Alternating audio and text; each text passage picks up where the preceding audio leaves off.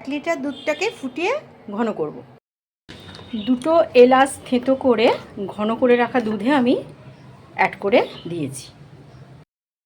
এখানে আমার 6টা রাজভোগ রয়েছে। এই 6টা রাজভোগ আমি রসটা ভালো করে নিংড়ে রেখে দিয়েছি, চাটনি টাটনি হয়ে যাবে। আর এটাকে একটু ভালো করে জল দিয়ে ধুয়ে একটু ছোটো ছোটো টুকরো করে নেব। জল দিয়ে ভালো করে রাজভোগগুলোকে ধুয়ে একটু টুকরো করে নিয়েছি। এবার আমি এর মধ্যে ওই রসগোল্লার টুকরোগুলো ওর মধ্যে আমি মিশিয়ে দেব।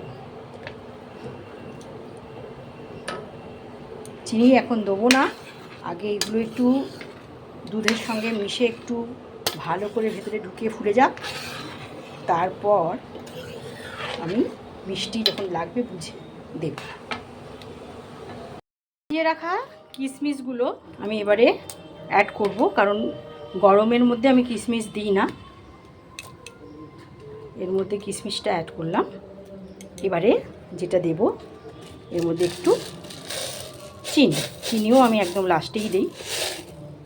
চিনি লাগবে, কারণ রসগোল্লার যে রসগুলো তো আমি চিপে বার করে দিয়েছিলাম, কারণ রস দিলে কিন্তু অনেক সময় দুধটা কেটে যায়, আমার পায়েসটা কিন্তু ভালো হবে না।